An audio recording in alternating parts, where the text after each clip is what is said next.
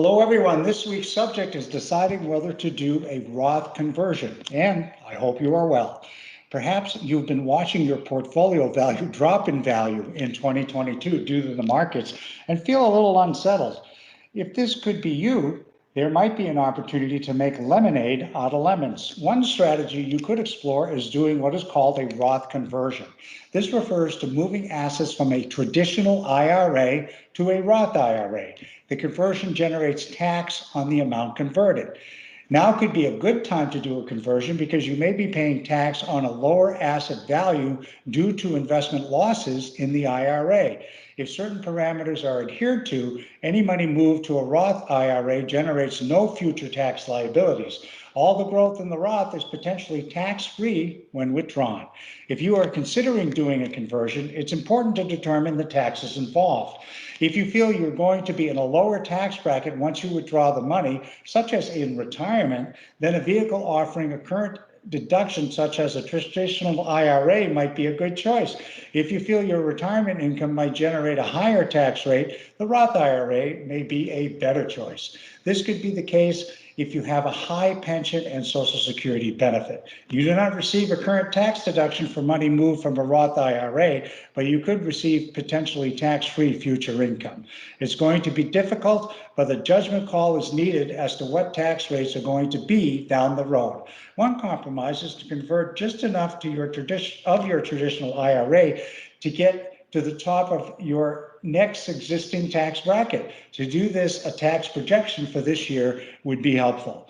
If you have the same custodian for both your traditional IRA and Roth IRA, you can generally transfer shares from one account to the other. With a lower share price for your investments, you can transfer more shares.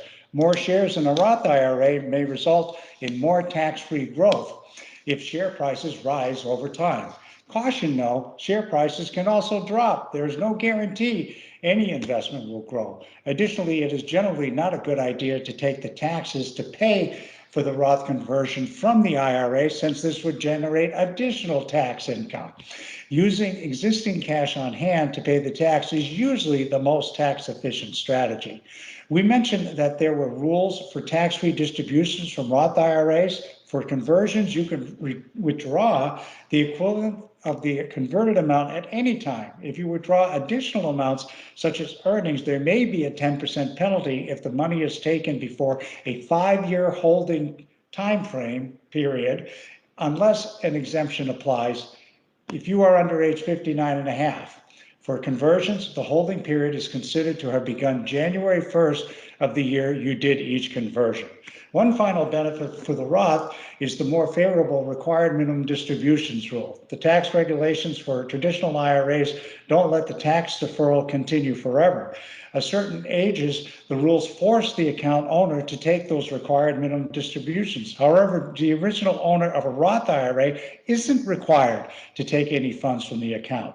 If a spouse inherits the account and elects to treat the account as their own, the same is true for the spouse. Now, if a non-spouse beneficiary gets the account, those distributions are subject to required minimum distributions, but generally are not taxable. Given the benefits to a Roth IRA, it is worth considering a conversion. You may have a similar option with your 401k. There may be a Roth 401k option as a conversion option. Putting assets with the potential for tax-free long-term growth into a Roth IRA can make a lot of sense.